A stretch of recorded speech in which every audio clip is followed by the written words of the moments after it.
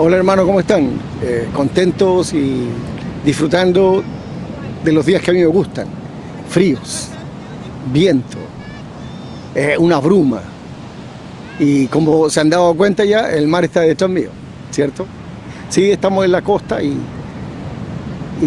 surge la idea de hacerlo así, aprovechando el tiempo que Dios nos regala. Así que los invitamos a disfrutar del paisaje y disfrutar de la predicación.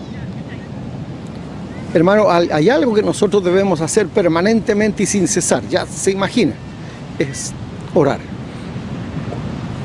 Pero algo ocurrió relatado en el libro Los Hechos, cuando Pedro es arrestado por Herodes. Algo ocurre, voy a leer el texto completo y de ahí vamos a derivar a hacer una serie de exhortaciones a nosotros mismos, hermano. Yo creo que a mí todavía me falta orar mucho, orar más todavía, tener más tiempo de oración. No sé, algo que Dios me ha hablado a mí personalmente. Y el tema no, pero sí, el pasaje lo escuché, porque escucho a algunos autores cristianos y predicadores cristianos que tienen base bíblica y son bautistas. Y este pasaje lo usó y me encantó, pero me empezó a dar vuelta y no me abandonó el pasaje, sino que todo lo contrario, lo quise llevar hoy día a que ustedes lo disfrutaran el domingo. Así es que les invito a oír, pero con atención. No se preocupe si el test va a estar difícil, fácil, van a haber 26 preguntas, 30 o 7 preguntas, no lo sé. Lo importante es que aprendamos, hermano. Ayúdele a sus niños a aprender más, ayúdele. Los niños, siempre he dicho yo, son muy inteligentes. Los adultos somos medios tontitos. ¿Bien?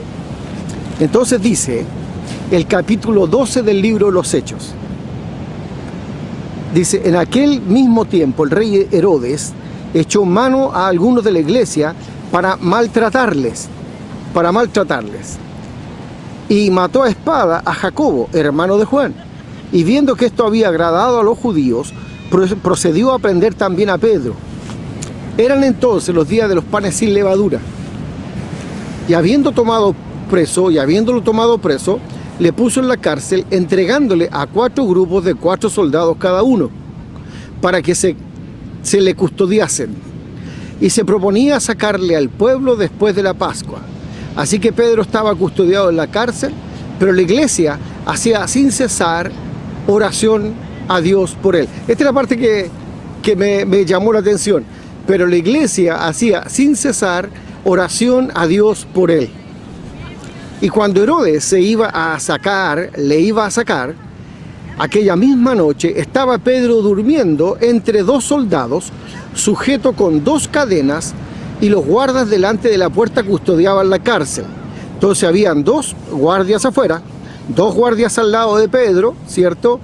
Y le estaban custodiando. Y aquí que se presentó un ángel del Señor, y una luz resplandeció en la cárcel, y tocando a Pedro en el costado, le despertó, diciendo, levántate pronto. Y las cadenas se le cayeron de la mano. Y le dijo el ángel, cíñete, y átate las sandalias, y lo hizo así. Y le dijo, envuélvete en tu manto y sígueme. Y saliendo le seguía, pero no sabía que era la verdad de lo que hacía el ángel, sino que pensaba que veía una visión. Habiendo pasado la primera y la segunda guardia, llegaron a la puerta de hierro que daba a la ciudad, la cual se abrió por sí misma. Y salidos pasaron una calle, y luego el ángel se apartó de él. Entonces Pedro, volviendo en sí, dijo, ahora entiendo verdaderamente que el Señor ha enviado su ángel y me ha librado de la mano de Herodes y todo lo que el pueblo de los judíos esperaba. Y habiendo considerado esto, llegó a casa de María, la madre de Juan, el que tenía por sobrenombre Marcos, donde muchos estaban reunidos orando. Cuando llamó Pedro a la puerta del patio, salió a escuchar una muchacha llamada Rodé, la cual, cuando reconoció la voz de Pedro, de gozo no abrió la puerta, sino que corriendo adentro dio la nueva de que Pedro estaba a la puerta. Y ellos le dijeron, estás loca. Pero ella misma aseguraba que así era. Entonces ellos decían, es su ángel. Mas Pedro persistía en llamar, y cuando abrieron y le vieron se quedaron atónitos. Pero él, haciéndoles con las manos señal de que callasen, les contó cómo el Señor le había sacado de la cárcel. Y dijo, haced saber esto a Jacobo y a los hermanos. Y salió y se fue a otro lugar. Y luego que fue de día, hubo no poco alboroto entre los soldados sobre qué había sido de Pedro. Mas Herodes, habiéndole buscado sin hallarle, después de interrogar a los guardas, ordenó llevarlos a la muerte. Después descendió de Judea a Cesarea y se quedó allí. Bueno, después de esto Herodes muere. Va a morir cuando el pueblo le dice, voz de Dios, muere lleno de gusanos. Ese es el relato de lo que vamos a usar para pensar un rato en lo que la Biblia dice. Entonces, si usted considera, la iglesia estaba bajo persecución. Herodes era Herodes Agripa I, nieto de Herodes el Grande. Él estaba gobernando. Dice que habían sido varios hermanos apresados. Matan a Jacobo, hermano de Juan. Pedro es apresado, espera la muerte. Pedro esperaba que lo mataran. Custodiado por 4 grupos de soldados, de 4 soldados cada uno. O sea, eran 16 soldados que tenían a cargo la custodia de Pedro. Y en la cárcel esperaba la muerte. Pero la iglesia, sin cesar, hacía oración por Pedro. Hacía oración por él. Sin cesar, la iglesia hacía oración sin cesar por él. Del versículo 6 al 11 dice, Pedro probablemente recordaba la promesa de Dios. Recuerden Juan 21:18. Mas cuando ya seas viejo, extenderás tus manos, te ceñirá otro, te llevarán donde no quieras. Jesús no miente. Él es la verdad. Entonces, lo que le está diciendo y lo que está recordando aquí el Señor es que Pedro iba a morir viejo. Pedro iba a morir viejo. Jesús no miente, es la verdad. Aparece el ángel y le despierta, le toca un costado, lo libra de las cadenas, lo libra de todos los guardias y le abre las puertas, como si tuvieran sensores automáticos, se fueron abriendo las puertas. Y lo deja a una calle, ¿cierto?, de la cárcel, y el ángel desaparece. El versículo 12 dice, estando fuera de la cárcel, se da cuenta del rescate, la liberación. Recién se da cuenta que era un ángel, que no era un sueño. Un ángel le había librado. Y va a la casa de María, la madre de Juan, que estaba ahí un grupo de hermanos orando. Del versículo 13 al versículo 15, llega a la casa, golpea obviamente, atiende sin salir, la muchacha no abre la puerta, que es Rode, que también se traduce como Rosa al español. Reconoce la voz de Pedro, de gozo no abrió la puerta, corre adentro, fíjese que va ahí, reconoce la voz de Pedro y sabe ella que es Pedro y va corriendo, del solo gozo parte corriendo hacia adentro y dice, informa, Pedro está a la puerta. ¿Y qué dijeron ellos? Y aquí viene la reflexión, hermano. ¿Qué dijeron ellos? Estás loca. Estás loca. Pero si estaban pidiendo la liberación de Pedro. Esas son muchas veces las contradicciones que nosotros tenemos, hermano. Estamos orando, pero algunas veces sin creer lo que debiéramos creer. Estás loca. Ella insistía. Ellos decían, es un ángel. Pedro sigue llamando allá afuera. Atónitos cuando le abrieron. Pedro les dice, guarden silencio. Les cuenta lo que vivió. ¿Qué pasó respecto de la oración entonces? Por la liberación de Pedro. ¿Creían? ¿Creían y dudaban? ¿No creían? Qué pregunta, ¿no? Para cada uno de nosotros cuando oramos. ¿Creo que voy a recibir? ¿Creo que Dios puede hacer esto? Me enfrento con mis pensamientos. Recuerdo lo que les dije en la reunión del miércoles. Si en verdad permanecéis fundados en la fe, si en verdad eres hijo de Dios. Bien, entonces, ¿qué nos enseña nuestro Señor Jesús respecto a la oración? En Lucas 11, 5 al 8, ¿quién de vosotros que tenga un amigo va a él a medianoche y le dice, amigo, préstame 3 panes porque un amigo mío ha venido a mí de viaje y no tengo que ponerle delante.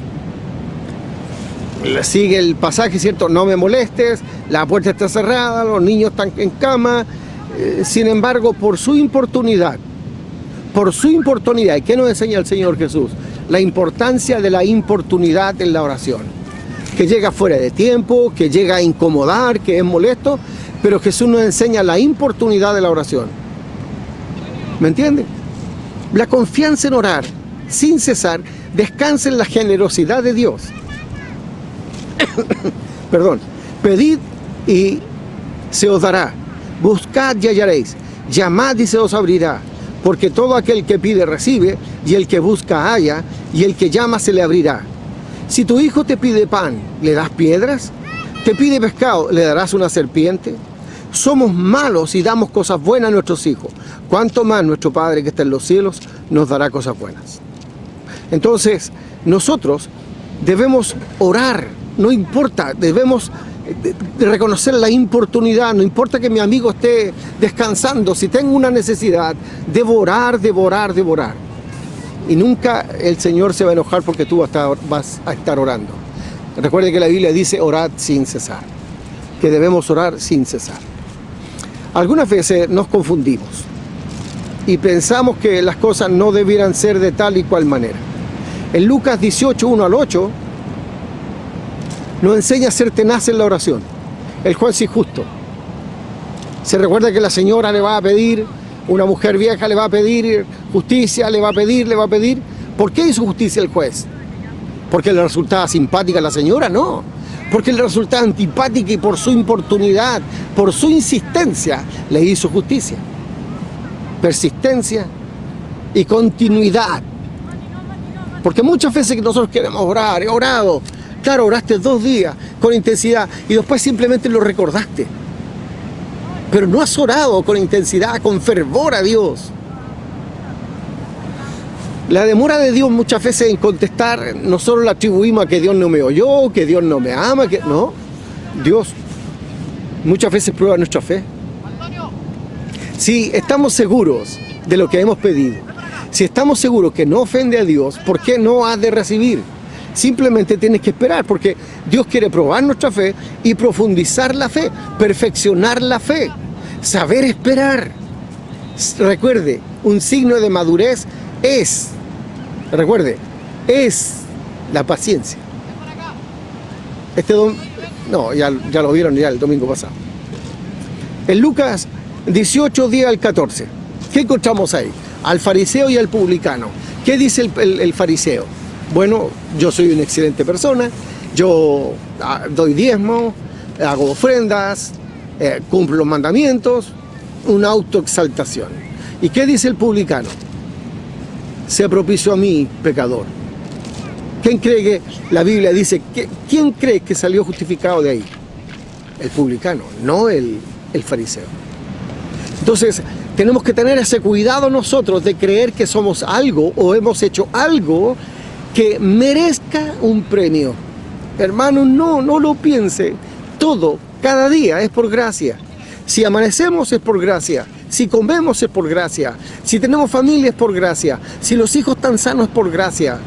Así que no piense usted que usted merece algo, que usted es alguien diferente, que usted es más santo, que usted es más justo, que usted sabe más. No, nunca piense así de usted. No se transforme en el fariseo. Por favor, tenga mucho cuidado con eso. Entonces, cuando Dios hace que nos demoremos, demore en la oración Él, tenemos la clara idea de que Él está probando nuestra fe, y si sabemos pedir con paciencia, si sabemos insistir, si no nos desanima la aparente demora de Dios. Porque nosotros decimos se demora, ¿no? Él está siguiendo sus propios planes. Bien, ahora, Cristo insiste en las diferentes enseñanzas que tiene, en la humildad. Insiste en que seamos humildes. La humildad va contra el sentido de superioridad. ¿Cuántas personas no me he topado yo en la vida que se sienten superiores? Que se sienten de una manera especial, mejor que tal y cual. A un hermano en la fe se sienten distinto, se sienten mejor, se sienten que en realidad los demás todos pecaron. Así que piense en usted, no piense en los demás. Al almuerzo conversábamos con la familia y decíamos, bueno, uno puede tener opiniones diversas, pero jamás juzgar al hermano o a la hermana o a la persona. No podemos, porque no sabemos qué le llevó a tomar cuál decisión, o esa decisión, o determinada decisión. Tenemos que entender que no conocemos el corazón de nadie. En ese sentido tenemos que tener mucho cuidado. Entonces Cristo insiste en que vivamos una vida humilde. Mi humillación es aceptar lo que Dios decida. ¿Qué es lo que hizo Jesús? Padre, que pase de mí esta copa. Pero no como yo quiero, sino como tú. Eso es el ejemplo. Eso es lo que tenemos que seguir. Señor, te pedimos esto o aquello, creemos esto o aquello, pensamos que podría ser bueno esto, si tú nos concedieras, si es tu voluntad. Y amén. Dios dijo no, es no. Dios dijo sí, amén. ¿Te fijas? Ahora, la autoexaltación hace que Dios se aleje de nosotros. Si una persona tan entendida, que sabe de tantas cosas, que tiene tan alto concepto de sí, va a pensar luego mal de Dios, que Dios se equivocó en su palabra, los demás todos se equivocan, hace que Dios se aleje de esa persona. Bien, la oración que Dios contesta, Él la ofrecía con un espíritu perdonador. Siempre debemos ir con ese espíritu a orar, a considerar siempre el perdón, nunca a quedarnos nosotros con la razón, no, a perdonar, a perdonar. Jesús en su palabra nos enseña. Sí, nos enseña, mire, si abrimos los ojitos empezamos a ver más cosas de las que Jesús siquiera nos damos cuenta, hermano. Con paciencia debemos siempre buscar lo que Cristo nos quiere enseñar. Así es que fíjese en Mateo 23:14, que también está asociado con Marcos 12, 38 al 40.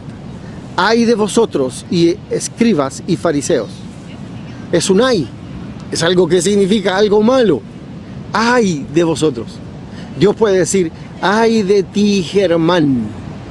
Eso significa que hay un juicio para mí horrible. ¿Qué dice Jesús a continuación? Ay de vosotros, escribas y fariseos hipócritas. Hipócritas.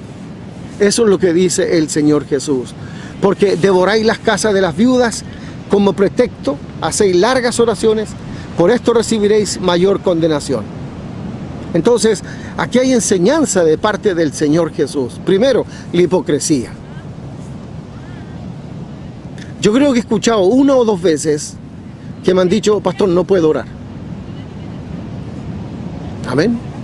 ¿Alguna razón? Porque tal vez el hermano o la hermana no se considera apto para llevar el sentir de la congregación a la presencia santa de Dios. Porque a lo mejor tiene un conflicto en él, en ella, un conflicto con el hermano, un conflicto familiar, ha cometido un pecado, Dios se lo mostró, se siente indigno siquiera de levantar la voz para hablar con Dios. Pero han sido muy pocas personas. Yo creo que una o dos, no más que eso. ¿Bien? Entonces, debemos sacar cualquier tipo de hipocresía. Ay de vosotros, escribe fariseo hipócrita. ¿Sabe? Muchas veces nosotros caemos en trucos mentales porque tal vez debiéramos confesar pecado y no lo hacemos. Tenemos problemas en ser sinceros en la oración. Podríamos actuar con sinceridad. Aquí dice, ay de vosotros escribas y fariseos hipócritas, porque devoráis las casas de las viudas y como pretexto hacéis largas oraciones. Por esto recibiréis mayor condenación. Por esto recibiréis mayor condenación. ¿Se recuerdan de Mateo capítulo 6, versículo 5 en adelante? Donde dice Jesús, vosotros pues oraréis así. Padre nuestro que estás en los cielos, santificado sea tu nombre. Vénganos tu reino, hágase tu voluntad así en la tierra como en el cielo. ¿Se recuerdan? Danos el pan nuestro de cada día. No nos metas en tentación. ¿Encuentra una oración complicada? una oración que cuesta repetir o que cuesta memorizar. Es sencilla. Jesús nos enseña a orar de manera sencilla. Hay personas que les gusta orar rimbombante y diciendo cosas. Bueno, hay de todo, sí. Entonces, nuestra oración debe ser sencilla, libre de orgullo, venganza y rencor. Debe ser limpia. Si yo tengo un problema ahora, tengo un rencor, tengo algo que me está molestando el corazón, yo simplemente debo decir, no puedo orar. Puedo orar para mí, puedo orar solo, pero no puedo orar en público, no soy digno. La oración debe ser fervorosa, sencilla. El vocabulario debe ser sencillo. No debemos buscar nosotros algo que ni siquiera nosotros practicamos en ese vocabulario. O citando pasajes, o tratando de enseñar. No debe ser así. Marcos 14:38 dice, velad y orad, para que no entréis en tentación. El espíritu, la verdad, está dispuesto, pero la carne es débil. La carne es débil. Velar y orar. Velar es estar atento. Por ejemplo, vamos a velar a tal persona, vamos a estar despiertos al lado de la persona. Vamos a velar y vamos a estar en atención, vamos a estar vigilantes, con un propósito, acompañar el último tiempo del que ha fallecido. Velar es estar cuidando a un enfermo. Hacer la guardia es velar. ¿Entiende? ¿Y qué nos aconseja a nosotros? Velar y orar. Nosotros debemos velar y orar. ¿Para qué? Para que no entremos en tentación, para que nosotros no estemos siendo tentados, porque nosotros podemos ser tentados, y esto quiero ser bien claro, nosotros podemos ser tentados, y el ser tentado no significa ningún pecado, no es pecado. En cualquier área tú puedes ser tentado. Regularmente las áreas que somos tentados son las que el demonio conoce que somos los más débiles. Él nos tienta y nos busca por esa área. ¿Es pecado la tentación? No, es pecado caer en la tentación. Eso es el pecado. Y por eso nos dice, velad y orad, para que no entréis en tentación, para no entrar en la tentación. ¿Qué es lo que dijo José cuando la mujer quería irse a la cama con José? Le dijo, no, de ninguna manera. Ni siquiera lo dudó, no lo pensó, no dijo, podría ser, tal vez. No, de plano no. ¿Me entiende? Cuando nosotros empezamos a decir, ¿y por qué no? Ya estamos fritos. Ya no hay vuelta atrás. Usted va a caer en la tentación, sea cual sea. Entonces, velad y orar para no entrar en tentación. El espíritu nuestro está dispuesto, siempre está dispuesto. Pero nuestra carne, ese viejo hombre, es débil. Cae en todas las tentaciones. No se salva de ninguna. Entonces, ¿qué debiéramos pensar nosotros? Que aún nosotros tenemos un área muy débil, que es el viejo hombre. Darle un pedacito de pan y alimentarlo. No, nada. Velad y orad. Usted dice muchas veces velad y mirando hacia afuera. No, mire hacia adentro. Si el viejo hombre anda desordenado, si el viejo hombre se está desordenando, si está apareciendo más seguido, si está poniendo ideas en su cabeza, si está diciendo, ¿y por qué no? O está diciendo, ¿la Biblia dice? ¿El pastor dice? ¿Tus papás dicen?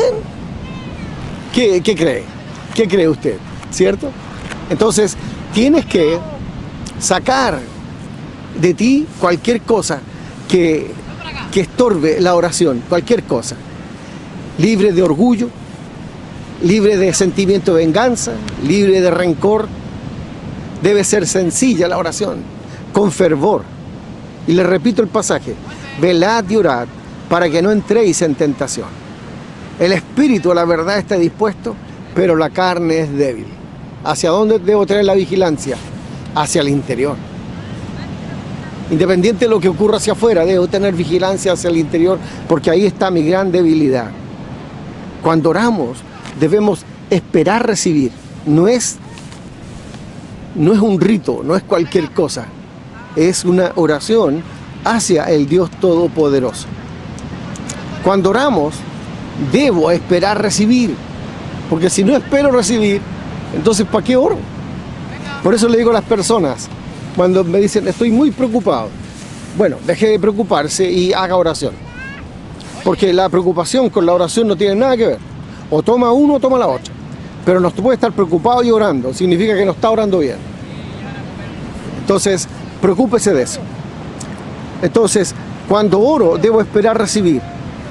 Marcos 11:24 dice, por tanto os digo, que todo lo que pediréis orando, creed que lo recibiréis y os vendrá. Eso lo dice el Señor Jesús. Eso está en Marcos 11:24. Que todo lo que pediréis orando, creed que lo recibiréis y os vendrá. Bien, ahora, para ir terminando, volvamos a los hechos con el apóstol Pedro. Repasemos de nuevo el concepto del apóstol Pedro, donde fue encarcelado por Herodes. Recuerden, Jacobo había muerto. El pueblo lo encontró muy bueno. Herodes, que no era Herodes el Grande, era Agripas I, nieto de Herodes el Grande, se dijo, bueno, si maté a uno, mato al otro, más simpático voy a hacer a los judíos. Cuando Pedro es liberado por el ángel, ¿cierto? Recuerden que Pedro estaba a cargo de 16 soldados. Seguramente estaban en turno de 4, porque dice que habían 2 al lado de él cuando fue el ángel y habían 2 en la puerta. Entonces eran 4 soldados en turno, seguramente rotativo, pero el ángel lo toca en el costado a Pedro, le dice, cúbrete, sígueme, ponte las sandalias, cíñete y vamos. Y empiezan a salir, ¿cierto? Como si las puertas fueran automáticas. Pedro llega a la casa de María, golpea a la puerta de afuera y Rode, que significa rosa, sale corriendo y escucha la voz de Pedro. Y en su gozo ella va hacia adentro y dice, es Pedro. ¿Y qué le dicen? Estás loca. Y ahí es donde me surge a mí la contradicción. Bueno, ¿no están orando para que Pedro sea libertado? Algunas veces no le robaremos el crédito a Dios, lo que Dios ha hecho por nosotros, pensando que el medicamento fue muy bueno. Y no reconocemos que fue el perdón de Dios, que fue la gracia de Dios. Tal vez alguna vez le quitamos el mérito a Dios y decimos, no, es que el médico es muy bueno, excelente. ¿No estaremos quitándole la honra a Dios, el mérito de Dios? Porque estaban orando. Pero cuando Pedro llega, no creen que Pedro está ahí. Y la mujer insistió, Rode insistió. Fueron a ver y quedaron asombrados. Me pregunto, ¿debieran asombrarnos los milagros de Dios? ¿Debiéramos estar asombrados? No, ¿verdad? Recuerde, vivimos en el área sobrenatural. En esa área vivimos nosotros. Entonces, ella reconoce la voz de Pedro, corre adentro y no le creen. No le creen lo que ella está diciendo. ¿Ver para creer? ¿Ver para creer? Hermanos, pensemos, ¿qué y cómo oramos? ¿Qué y cómo oramos? Repase el pasaje en el capítulo 12 del libro de los Hechos. Repáselo, dele vuelta, piense, examínese, porque tal vez estamos perdiendo muchas bendiciones porque no sabemos orar. Sabemos emitir palabras y sabemos usar una fórmula en el nombre de Jesús, sí, pero ¿qué hay en tu corazón? Así es que nos podíamos dedicar a pensar y a repasar este mensaje y que les pueda ayudar a que seamos personas realmente de una oración efectiva. Pero recuerde, un corazón limpio, sin rencor, sin orgullo. Muchas gracias, hermanos. Que Dios les bendiga.